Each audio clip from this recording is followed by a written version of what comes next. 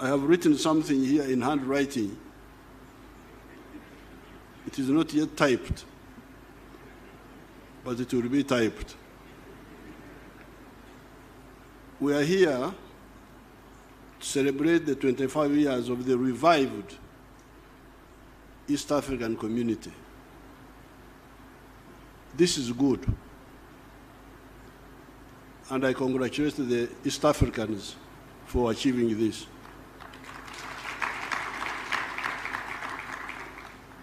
However, I propose that we also celebrate the more than 1,000 years of trade connectedness of this area. Because when we talk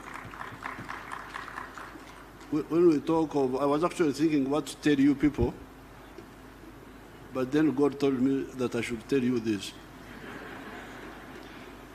Because when you say East African Community, 1999, but we have been here for more than 1,000 years. So I would like you, the leaders, the intellectuals, to really broaden your thinking.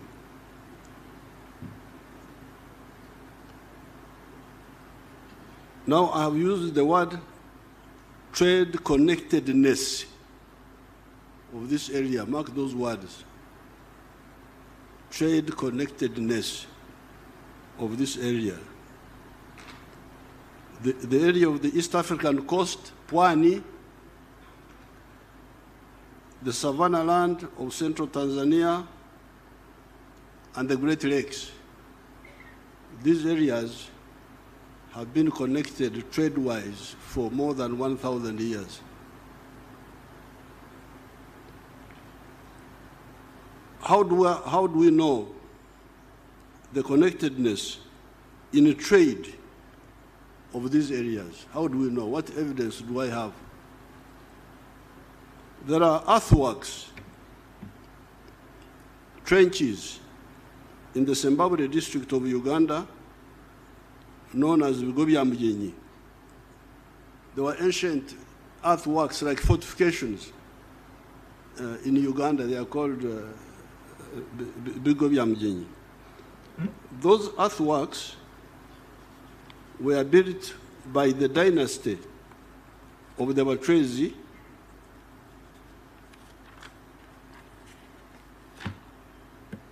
that had united a big chunk of that area for a number of centuries. There was a dynasty which united our area there for a number of centuries. The archaeologists did some excavations and found Nkwanzi. Nkwanzi in our local language, in Swahili, I think you would say ushanga.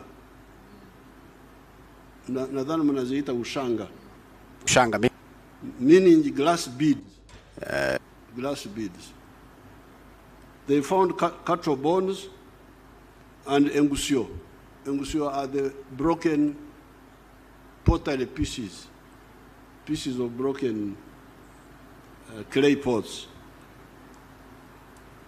There are also nearby mounds of ancient cow dung, what we call a mungu in our language, the ancient cow dung heaps. The archaeological items thus recovered were dated to have been used between 900 AD and 1350 AD. These glass beads were being used 900 AD up to 1350 AD. Among those items were the glass beads already talked about. Where had these come from at that time? Where did the ushanga come from? To go 1,000 miles to Uganda. They were not being manufactured in Uganda or anywhere nearby.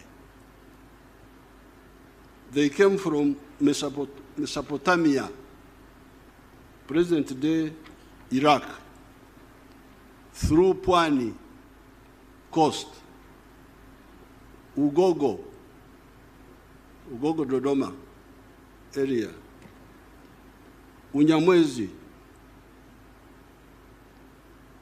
that is Tabora area. Usukuma, Mwanza.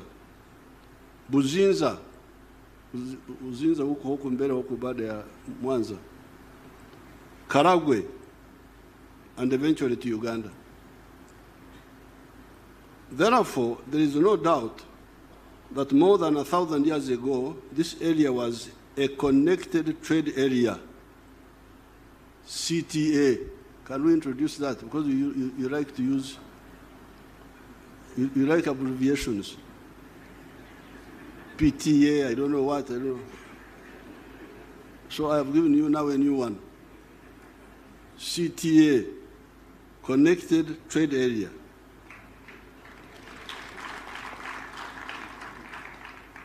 Mark you, Your Excellencies, I'm not using the words free trade area.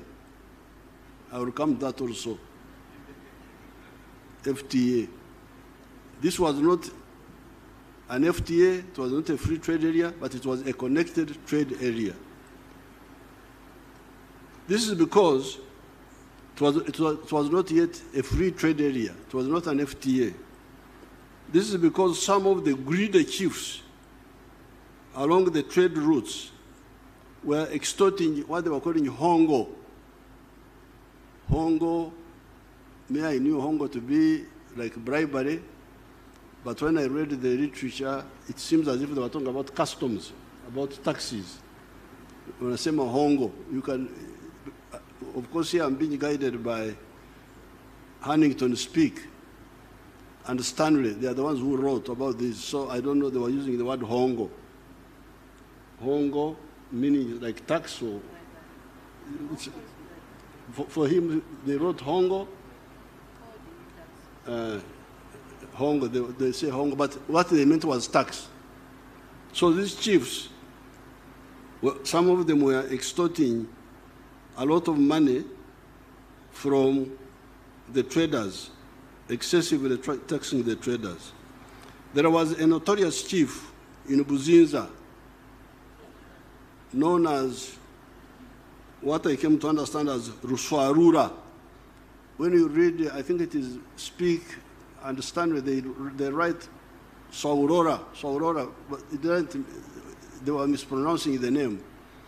But when I asked one of the IARA members from Buzinza, there was an old man in the past, he told me that the name of this chief was Ruswarura of the Buzinza, was very famous for extorting money, extorting gifts from traders.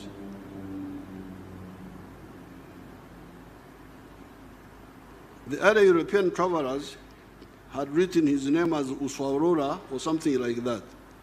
He would extort a lot of what they were calling hongo. That's what they wrote, the Stanley or Speak, one of them, from the traders. But then there was the giant and gentle Rumanyika of Karagwe, who would, on the other hand, give a lot of gifts and assist travelers. Rumanyika was very, very, very, very generous to the traders and to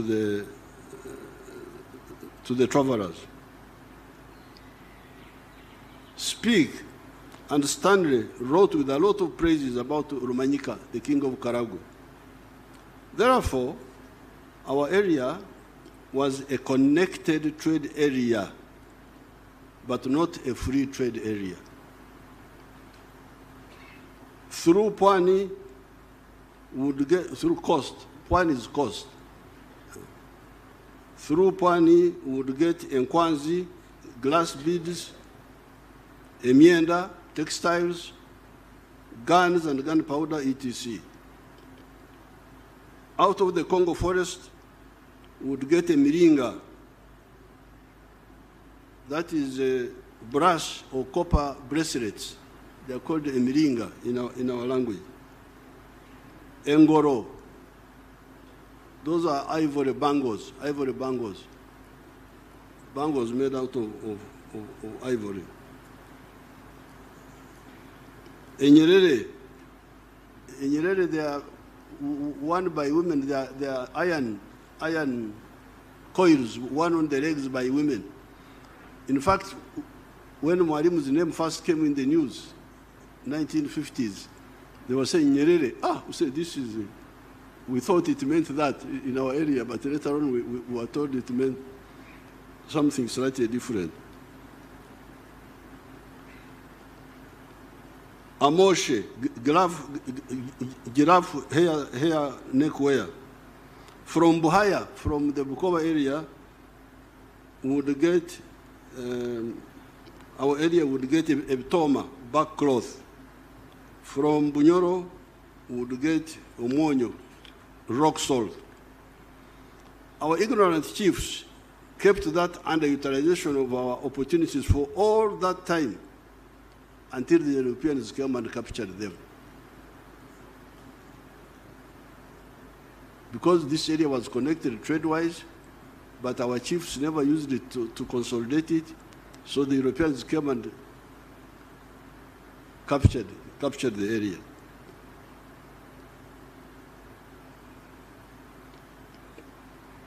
Now the Europeans first came to the East African coast in the persons of Vasco da Gama in 1498.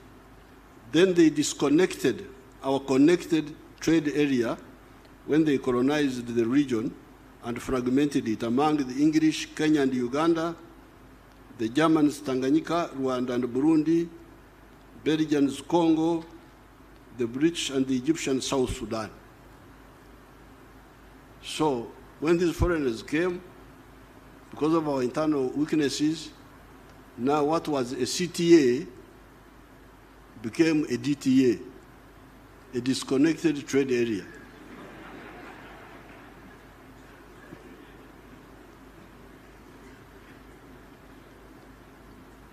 Thereafter, our CTA, connected trade area, became a DTA, disconnected trade area. This was the fault of the chiefs. This definitely was the fault of our chiefs. Vasco da Gama came here in 1498.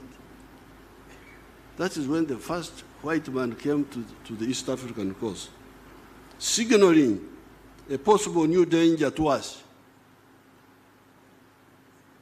That's how they were called Wazungu. Because I think they were asked, what are you looking for? Tunazunguka.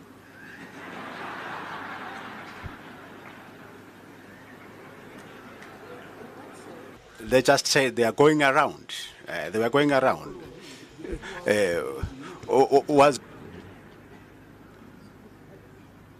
Now, Vasco da Gama came here in 1498. The Berlin Congress that partitioned Africa into colonies took place in 1884-85. This is a whole 386 years of our wonderful chiefs watching the danger coming and doing nothing about it.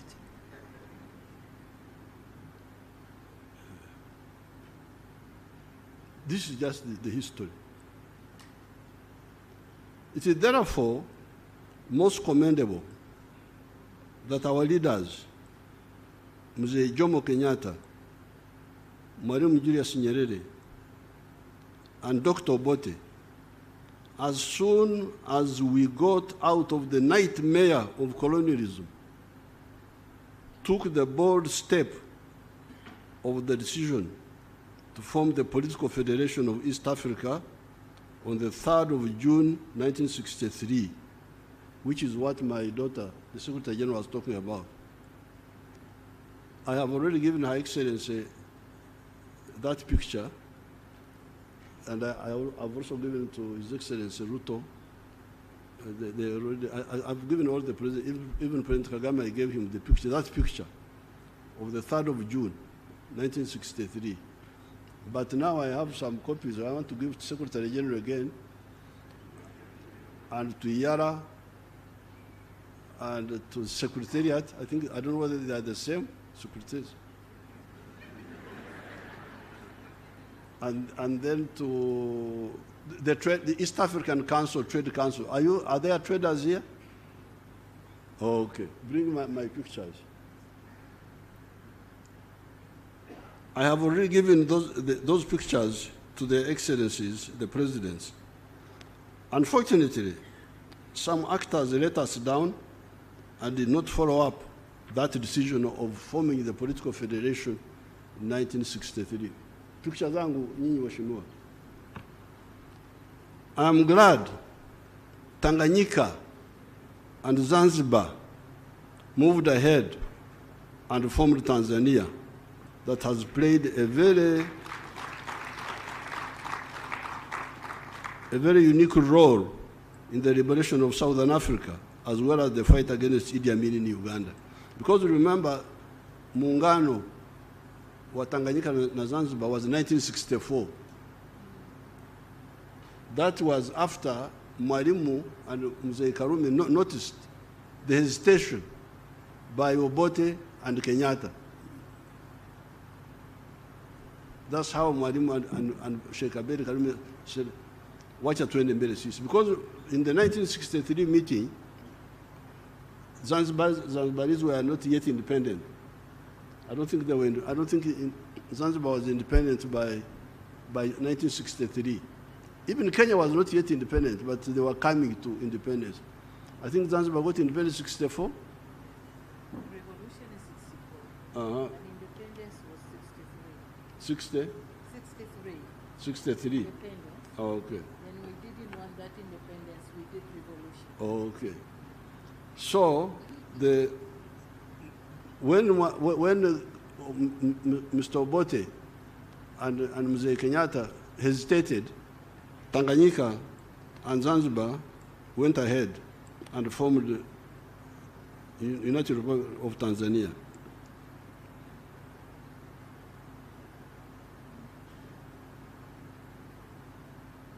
As I said in Soroti the other day, we were in Soroti on another occasion. If that decision had been implemented, the one of 1963, there would have been no problem of Idi Amin in Uganda. Possibly the problems of Rwanda and Burundi could have been solved earlier and with less loss of blood, of life. The Federation of East Africa would have found it easier to deal with the problems of South Sudan and Somalia. We need to remind ourselves that when we had a connected trade area in this area, there was no country called United States of America.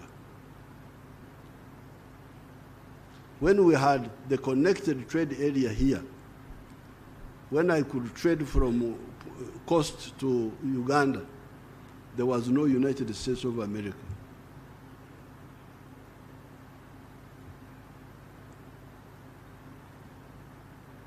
What do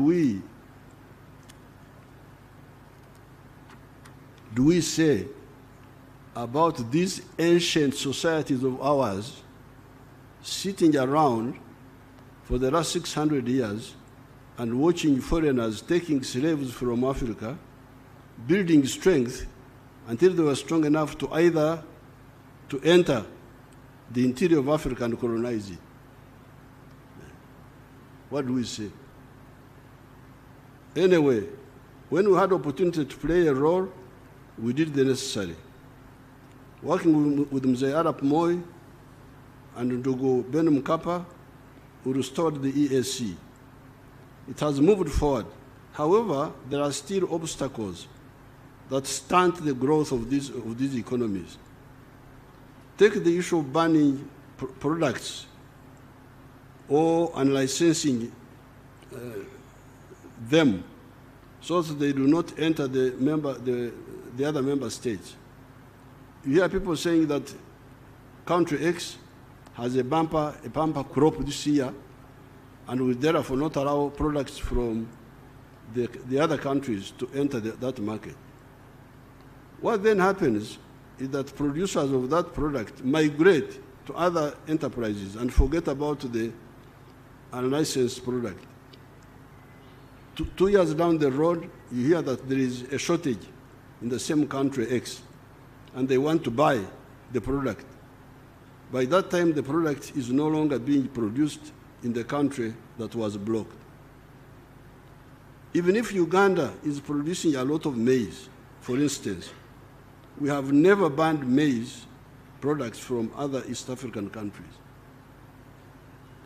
If we are producing maize, if we have a bumper crop, let other maize also come, and the Ugandans buy whatever is cheaper or better. Instead of saying, this year come, next year don't come, then what happens? I leave that business and do something else if there is no sufficient market. We have a lot of milk products. However, we have never banned milk products from other countries. The Ugandans, some of the Ugandans there, wanted me to ban Tanzanian rice. That mpunga wa Tanzania unaua walimaji wa mpunga wa Uganda. I said, if they are dying, they are dying easily. So if they are dying, let them die and we get more fit rice growers from Tanzania. I could not agree because there are 4 mistakes there. Number one, I am forcing Ugandans to buy more expensive rice of the inefficient Ugandan rice growers. That's mistake number one. Number two, I am undermining the Tanzanian rice grower because if he's efficient, we should all encourage him so that he grows. But if we deny him the market by administrative means, then we are undermining him. Number three, I am also kulemaza. Kulemaza is our local word meaning to cripple my own rice growers. Because if you give them this artificial protection, they will never be efficient. Let them be efficient and compete with the Tanzanians. Why do you protect the inefficient? But number four, then if I ban Tanzanian rice, Tanzania italipiza kisasi, ban also something from me. Come on, Mom, I can't be part of that historical mistake. So I said, no, if you can't compete with rice, you leave rice and do rice in chakula ya Wahindi na Wachina na watu wengine. Lima mhogo, which you can do better.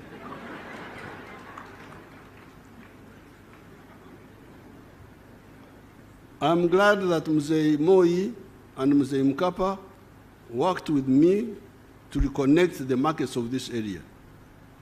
Besides, we went beyond the mere re-establishment of the CTA, Connected Trading Area, and we created what is supposed to be a free trade area that also aims at political integration by creating the Federation of East Africa.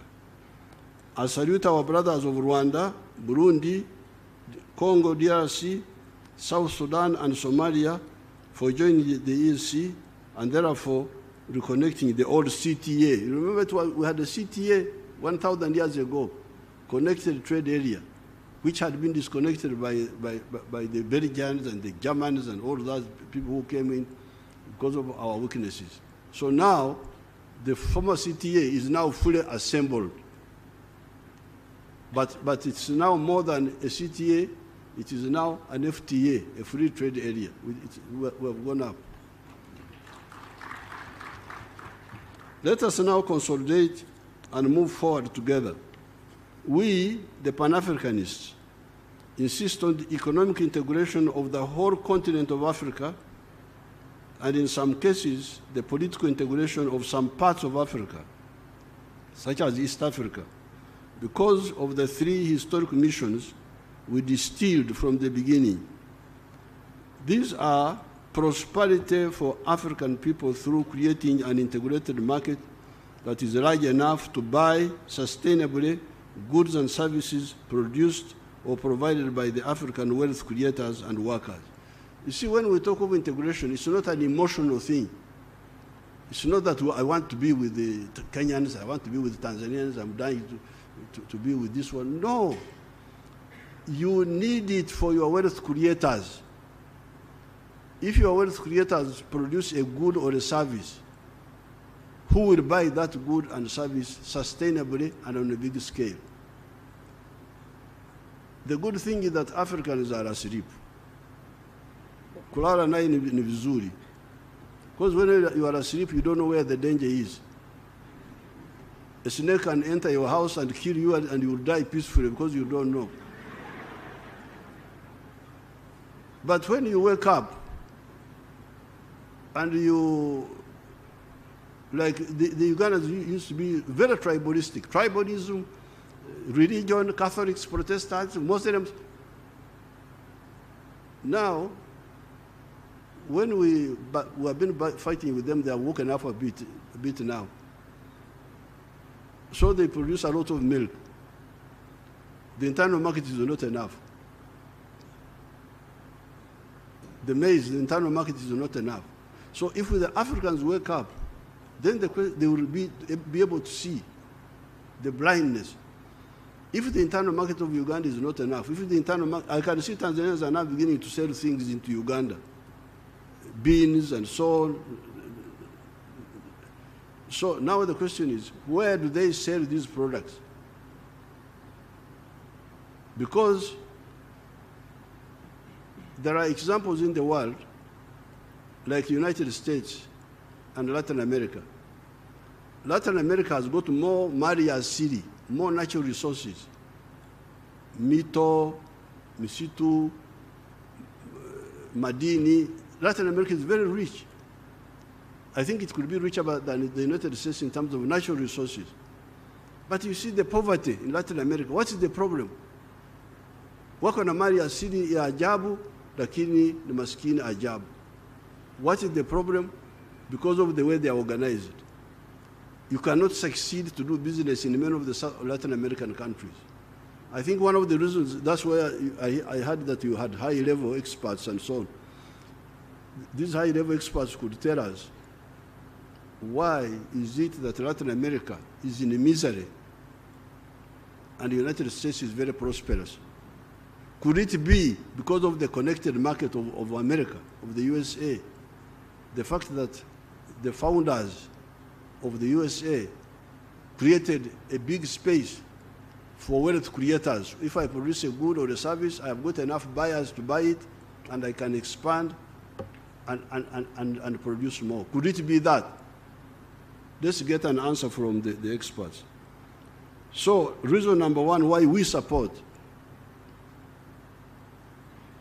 Pan-Africanism is that it will solve the problem of prosperity for our people by creating a big market for them where they can sell what they produce without limit. Now, the second one is that strategic security, to guard us against all threats from wherever. You hear that the Americans have gone to the moon.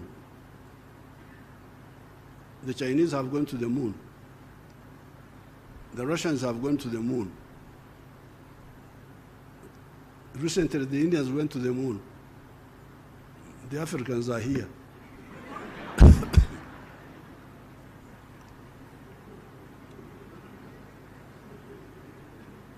and they are not bothered. So, are we going to be like the chiefs? Because you remember the chiefs. You remember the chiefs. When Vasco da Gama came and passed years, anazunguka. And they couldn't see the danger and wake up and unite us. So people are going to, what are they going to do at the moon? Sisi tuko hapa tu.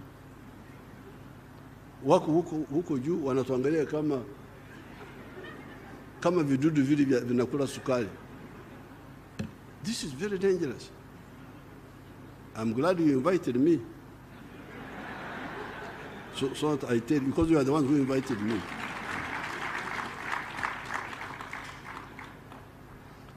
So, integration is about the 2 points.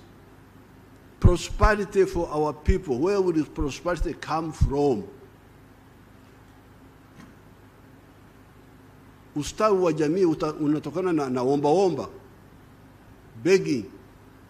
Because if that, you hold it, you are strong.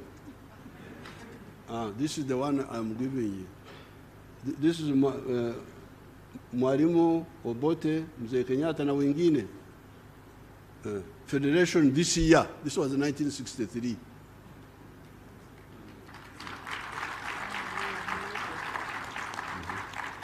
So one is for you again. The other one is for Iyala. The other one is for somebody else.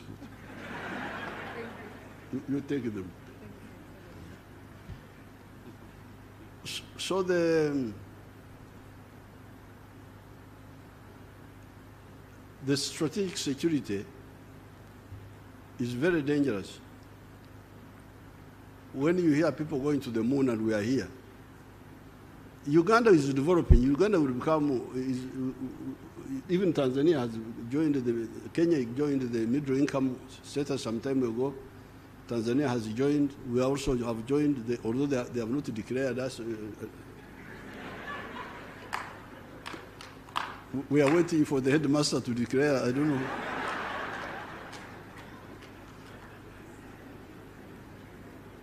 But we are developing. But even if we develop, even if Uganda becomes a first world country, can we afford to go to the moon? Can we afford?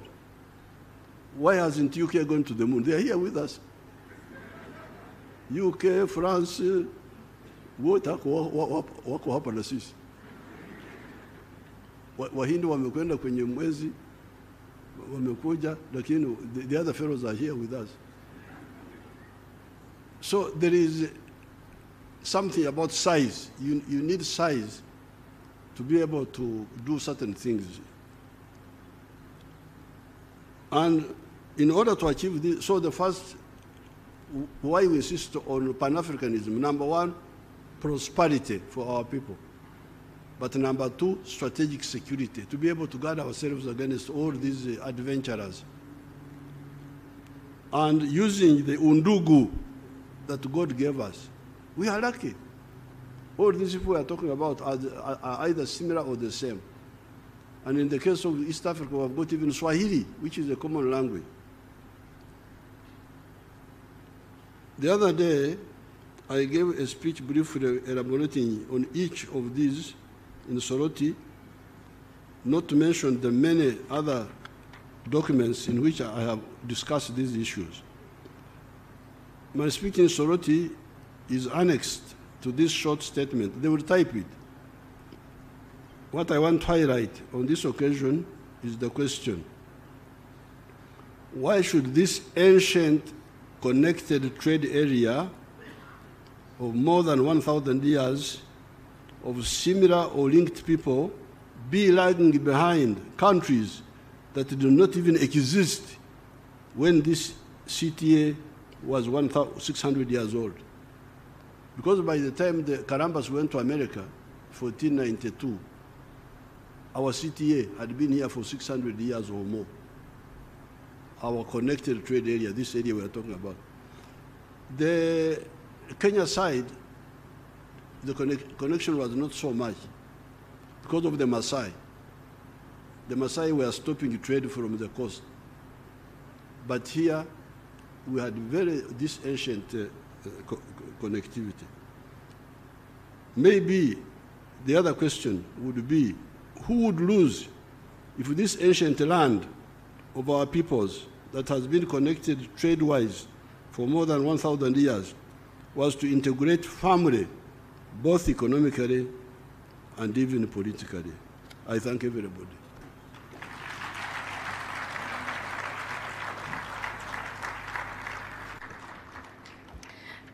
Thank you very much, Your Excellency, for those words of wisdom.